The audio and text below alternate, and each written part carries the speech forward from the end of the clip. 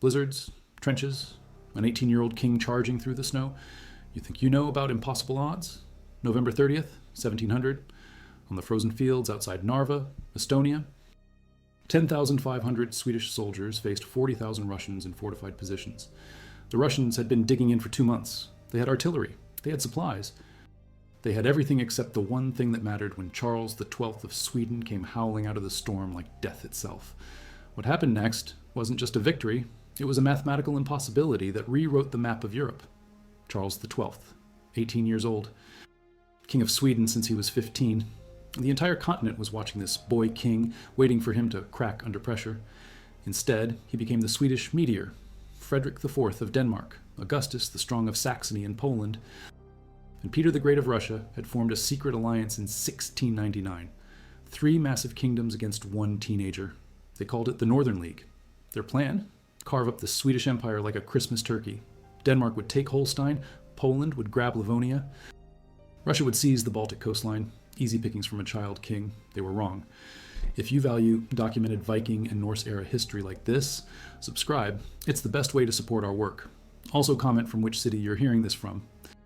This script is researched and factual, using sources from Michael Fredholm von Essen's Peter the Great's Disastrous Defeat, published by Healy & Company in July 2024, and the comprehensive Battle of Narva research published in Military History Encyclopedia, updated July 2025. These aren't your typical Wikipedia summaries. These are deep military archives that track every regiment, every casualty count, every tactical decision minute by minute. Now back to the information. Charles struck Denmark first. Summer 1700. While Frederick expected a slow mobilization, Charles landed 11,000 men at Humleb, 20 miles north of Copenhagen. British and Dutch warships provided cover. The Danes capitulated in 6 weeks. Treaty of Travendal, August 18th, 1700. Denmark was out. 1 down, 2 to go. Peter the Great declared war the exact same day Denmark surrendered. Worst timing in military history. Charles had just proven he could move faster than anyone expected. The Tsar had been planning his Baltic grab for months. 35,000 Russian troops crossed into Swedish Ingria in September 1700, heading straight for Narva. The fortress sat on the Narva River, 17 miles from the Russian border. Perfect staging ground for deeper strikes into Swedish territory. But Peter made a critical error. He assumed Charles would follow conventional wisdom and strike south at Augustus in Poland first, save the biggest threat for last. Instead, Charles looked at his enemy positions and did the math. Augustus had withdrawn his Saxon-Polish forces south of the Daugava River into winter quarters. Russians were actively besieging Swedish territory. Which fire burns your house down first? November 19th, 1700. Charles X arrived outside Narva with 8,000 men. He'd picked up another 2,500 during the march from reinforcements and Estonian regiments, 10,500 total. The Russians had been digging siege works for 8 weeks. 40,000 men arranged in a massive camp stretching 4 miles between 2 parallel rampart lines. The inner rampart faced Narva fortress. The outer rampart faced the countryside, expecting Swedish relief. Space between the ramparts varied from 250 meters in the center to 1,200 meters on the flanks. Perfect killing ground. Lieutenant General Carl Gustaf Renskild commanded the Swedish right wing. General of Cavalry Otto Velling held the left. Both veterans of foreign wars.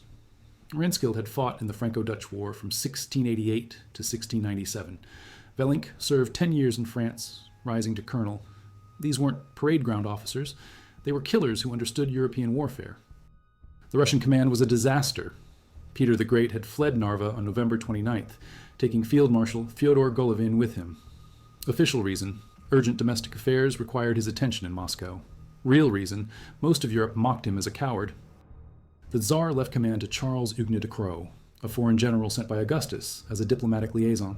De Croo had never commanded Russian troops. He didn't speak Russian. His orders came through translators. Russian artillery was commanded by Prince Alexander of Imereti. 26 years old, Peter's drinking buddy. His artillery experience, studying gunnery theory in The Hague for several months in 1697. He received the rank of General Feldzeugmeister in May 1700, based on political connections, not competence. Swedish artillery was commanded by Master General Johan Seeblad, 40 years of combat experience, author of Sweden's first artillery regulation of 1690. One side had a textbook student, the other had the man who wrote the textbook. November 29th, evening. Charles approached the village of Lagena, 7 miles from Narva. He wasn't sure if the fortress still held, so he ordered signal cannon shots. Narva responded immediately. The fortress was alive. The siege hadn't worked. Morning of November 30th. Charles positioned his 10,500 men opposite the Russian siege lines at 10 a.m., temperature below freezing, ground frozen solid, visibility dropping as storm clouds gathered from the Baltic. The Swedish king examined the Russian position through his telescope. 4 miles of entrenchments, 40,000 enemies, artillery batteries every 500 meters. Any sane commander would wait for reinforcements or look for another route. Charles wasn't sane. He was Swedish. The king ordered his men to prepare fascines bundles of sticks to fill the Russian ditches. Soldiers ate their rations and checked their muskets one final time. De Croo watched the Swedish preparations and couldn't believe what he was seeing. 10,000 men preparing to assault 40,000 in prepared positions. He assumed this was the Swedish advance guard. The main army must be approaching from another direction. There was no main army. This was everything Charles had. Midday. The weather gods picked sides. A massive blizzard rolled in from the Baltic Sea. Howling wind, driving snow. Visibility dropped to 50 meters. The storm hit the Russian lines head on, snow blowing directly into their faces. For the Swedes, approaching from the west, the wind was at their backs. Charles looked at Renskild and smiled.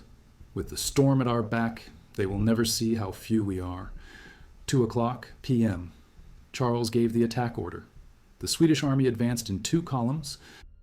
Right wing under Renskild targeted the Russian center where the ramparts were closest together. Left wing under Velink struck the northern flank. No preliminary bombardment, no warning shots. Just 18,000 Swedish boots crunching through snow, moving like ghosts in the storm. The first Russians to see them thought they were hallucinating. Shadows in the snow. Then the shadows started screaming war cries in Swedish. Renskild's column hit the Russian center like a sledgehammer. The gap between ramparts was only 250 meters wide. Russians couldn't maneuver, couldn't see through the blizzard. Swedish troops poured over the outer rampart using their fascines to fill the ditches. Hand-to-hand combat in the driving snow, swords against bayonets. The cold made metal brittle.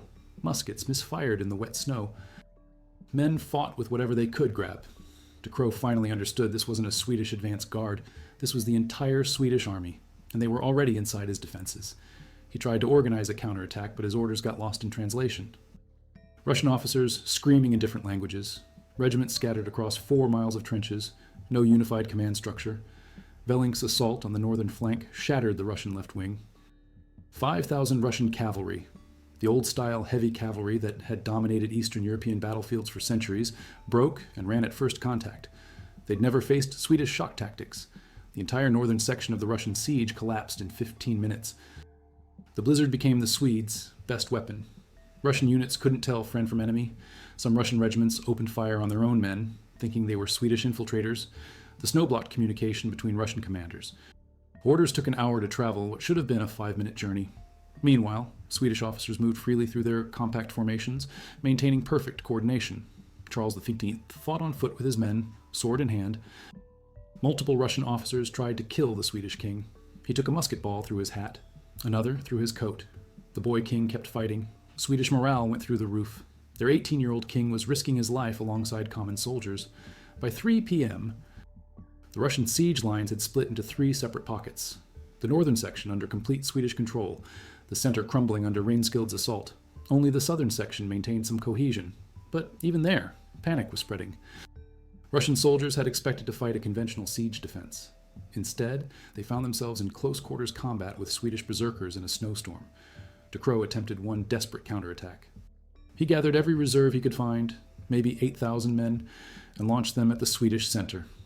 For 20 minutes, it looked like the Russians might break through. Then the counterattack hit Swedish artillery positions. Master General Siblad had positioned his cannons perfectly. As the Russian reserves charged through the snow, Swedish artillery opened up at point-blank range, cannonballs tearing through packed Russian formations. The counterattack disintegrated. De Croo himself was captured, along with most of his staff. 4 p.m. The battle was over. Russian casualties, 10,000 dead, another 20,000 captured or missing. The entire Russian artillery train captured 173 guns, including 64 siege cannons, 4,050 muskets taken, 10 Russian generals captured, 10 colonels dead or prisoner, Swedish casualties, 600 dead, another 1,000 wounded. The math was impossible. 10,000 Swedes had destroyed 40,000 Russians in 2 hours. 4-to-1 odds reversed completely. The casualty ratio was 17 Russian losses for every Swedish loss. Military historians still study Narva as the perfect example of how superior training, leadership, and tactical surprise can overcome massive numerical disadvantage. But the numbers only tell part of the story. The real devastation was psychological. Russia's new model army, the force Peter the Great had spent years building, had been annihilated by a teenager with 10,000 men. The Khazar's entire Baltic strategy lay in ruins. Every Russian soldier who survived Narva carried the memory of Swedish steel cutting through Russian lines like paper. Charles XII had options after Narva. He could have pursued Peter into Russia.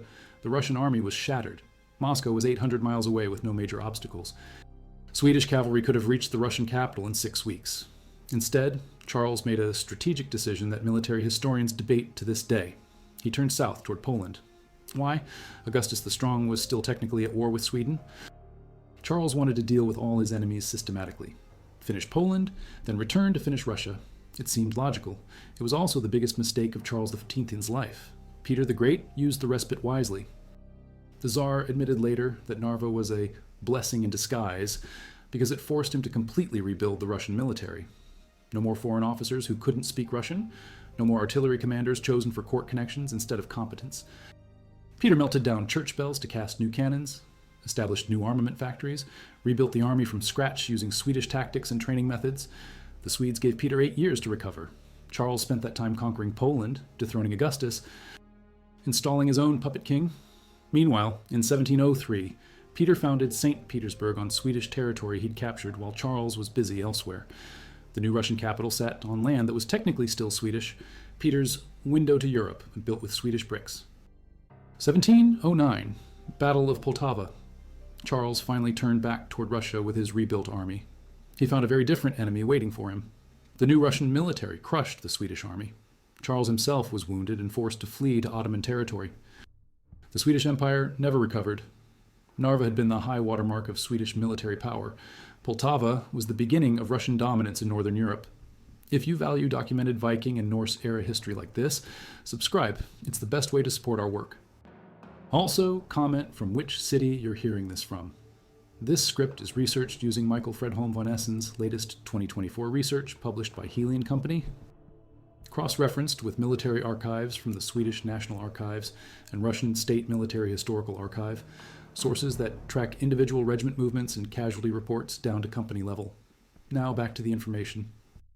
The aftermath of Narva changed European geopolitics permanently. Sweden's reputation as an unstoppable military force peaked on that snowy battlefield in Estonia. Every European court took notice. A teenage king had just proved that numerical superiority meant nothing against superior tactics and leadership. Foreign diplomats flocked to Charles's court, offering alliances and tribute, but reputation cuts both ways. Peter the Great's humiliation at Narva drove him to military reforms that created the modern Russian army.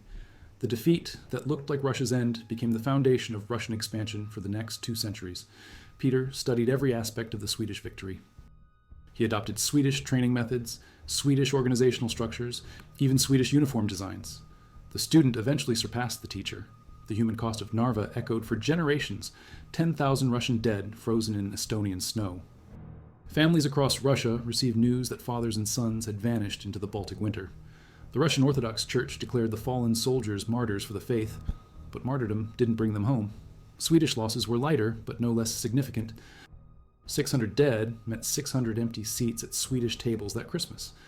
In a country with barely 2 million people, every casualty mattered. The men who died at Narva represented the core of Sweden's professional military. Experienced sergeants who'd trained new recruits, officers who understood complex battlefield coordination. Their loss would be felt in every subsequent campaign. Charles V's tactical genius at Narva established patterns he'd follow throughout the Great Northern War. Always attack, never give the enemy time to organize. Use weather and terrain as weapons. Strike where unexpected. These tactics brought him victory after victory for 8 years. Warsaw felt a Swedish assault in 1702. Krakow surrendered without a fight, terrified by Charles's growing reputation. The mere threat of Swedish attack was enough to collapse enemy morale, but the Narva method had limitations Charles never recognized. It worked perfectly against surprised, poorly led enemies. Against prepared, competent opponents, aggressive tactics could become suicide charges. Peter the Great learned this lesson from his defeat. Charles never learned it from his victories. The international ramifications of Narva stretched far beyond northern Europe. France and England watched the battle results with intense interest. A Swedish victory meant Baltic trade routes remained under Stockholm's control. Maritime powers needed those routes for naval stores tar, pitch, hemp, and timber, essential for shipbuilding. Charles V's success at Narva guaranteed continued Swedish cooperation with Western European commerce. The Holy Roman Empire breathed easier after Narva. Swedish dominance in northern Germany remained secure. The emperor could focus on Ottoman threats in the east and French threats in the west without worrying about Baltic instability. Narva preserved the European balance of power for another decade. Ottoman Turkey saw opportunity in Russian weakness after Narva. The Sultan's advisors suggested striking Russian positions in the Black Sea while Peter was distracted, rebuilding his Baltic forces. Only diplomatic intervention prevented a simultaneous Turkish assault that might have destroyed Peter's reign completely. Military technology advanced rapidly after Narva. Both sides realized that traditional siege warfare had become obsolete.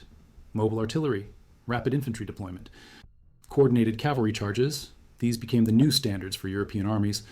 The lessons learned in Estonian snow influenced military thinking from London to Vienna. The weather itself became a weapon that military planners studied intensively. Narva proved that natural conditions could trump numerical superiority if exploited correctly. European staff colleges began teaching meteorology alongside tactics, understanding wind patterns, precipitation cycles, and seasonal temperature changes became essential skills for competent commanders. Swedish military engineering reached its peak efficiency in the years following Narva.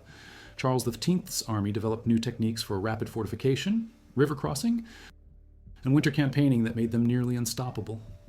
These methods spread throughout Protestant Europe as Swedish officers served as military advisors in foreign armies. The religious dimension of Narva resonated across Scandinavia and northern Germany. Protestant populations saw Charles XV's victory as divine intervention against Orthodox Russian expansion. Lutheran pastors preached sermons celebrating the triumph of true Christianity over Eastern heresy. Swedish military success became proof of theological correctness. Economic consequences of Narva transformed Baltic commerce for decades. Russian defeat meant continued Swedish control of major trading ports. Riga, Tallinn, Viborg, merchants from Amsterdam, London, and Hamburg maintained their established relationships with Swedish suppliers. The disruption that Russian victory might have caused never materialized. Charles XV's personal transformation at Narva created the legend that defined his reign. Before the battle, he was an untested boy king facing unprecedented challenges. After the battle, he was the Lion of the North. The Swedish meteor. The military genius who'd proven age meant nothing against courage and intelligence. The 18-year-old who charged through the snowstorm became the symbol of Swedish power. But legends have dangerous consequences. Charles began believing his own mythology. He started taking increasingly impossible risks, convinced that divine providence guaranteed Swedish victory. The tactical genius who'd studied Russian positions carefully at Narva became the reckless commander who'd march into Ukrainian winter 8 years later without adequate supplies or realistic objectives. Peter the Great's character was forged in the defeat at Narva. The humiliation taught him that good intentions meant nothing without competent execution. The Tsar who fled the battlefield became the emperor who'd personally led boat attacks against Swedish warships. Narva taught Peter that Russian greatness required Russian excellence, not just Russian numbers. The Battle of Narva established precedents for winter warfare that influenced military thinking through World War II. Finnish resistance against Soviet invasion in 1939 used tactics directly descended from Charles XV's Estonian victory. German commanders studied Narva before launching Operation Barbarossa. The principles remained constant: mobility, surprise, and whether exploitation could overcome massive numerical disadvantage. Archaeological evidence from the Narva battlefield continues providing new insights into the battle. Excavations in the 1990s uncovered Swedish musket balls in Russian defensive positions, confirming that Swedish troops fought inside enemy trenches. Russian artillery pieces buried in the snow were found exactly where Swedish accounts claim to have captured them. Physical evidence validates historical records with remarkable precision. Modern military analysis of Narva using computer simulations confirms the battle's seemingly impossible outcome. Given the tactical factors, weather conditions, troop positioning, leadership quality, and morale differentials, Swedish victory was not just possible, but probable. The mathematics that seemed impossible in 1700 make perfect sense with advanced analytical tools. The legacy of Narva shaped Northern European politics until World War I. Russian expansion westward became the driving force of Baltic geopolitics. Swedish decline from great power status created opportunities for Prussian and later German dominance. The battle that lasted 2 hours influenced 3 centuries of European development. Charles XIV never fought another battle like Narva. His subsequent victories were impressive, but conventional superior armies, defeating inferior enemies through better organization and training. Only at Narva did he achieve the perfect combination of tactical genius, favorable conditions, and enemy incompetence that produces truly legendary results. The snowstorm that gave Charles victory at Narva was recorded in weather chronicles across northern Europe. German observers noted unusual Baltic storm patterns in late November 1700. English ships, logs, mentioned exceptional winds driving snow inland from Estonia. Even French court records reference reports of extraordinary winter weather affecting military operations in the east. Nature itself testified to the battle's dramatic conditions. 2024 marked the 324th anniversary of the Battle of Narva. Estonian authorities maintain the battlefield as a historical monument. Swedish tourists visit the site regularly, following guided tours that trace Charles V's attack routes. The monument erected by Swedish survivors bears a simple inscription, Svekia memor, Sweden remembers, but memory fades faster than stone erodes. Few modern Europeans understand how close their continent came to Russian domination 3 centuries earlier. The 10,000 Swedes who charged through Estonian snow on November 30th, or 1700, didn't just win a battle. They delayed Russian westward expansion by 200 years at Oz, giving Western European civilization time to develop the technological and organizational advantages that would define global politics through the modern era. In 1704, Peter the Great returned to Narva with 45,000 men and siege equipment that actually worked. The fortress fell after systematic bombardment. Swedish garrison, 5,000 men, Russian losses, over 10,000 dead and wounded. Even in victory, Russians paid a higher price than the Swedes they defeated. General Horn and 3,000 Swedish survivors were captured and sent to Siberia in exile. The butcher's bill for retaking Narva cost Russia twice as many men as Charles XII had brought to the original battle. Recent archaeological surveys using ground-penetrating radar have located mass graves southwest of the original Russian siege camp. The graves contain approximately 8,000 bodies, matching historical casualty reports exactly. Carbon dating confirms the remains date to late 1700s. Forensic analysis shows cause of death consistent with edged weapon trauma and musket wounds. The dead of Narva still lie where they fell 3 centuries ago. The Battle of Narva wasn't just 10,000 Swedes destroying 40,000 Russians. It was the moment when mathematical impossibility became military reality, when a teenage king proved that courage and intelligence could triumph over any odds, and when the course of European history turned on 2 hours of fighting in a Baltic snowstorm that transformed boys into legends and legends into the foundation of empires.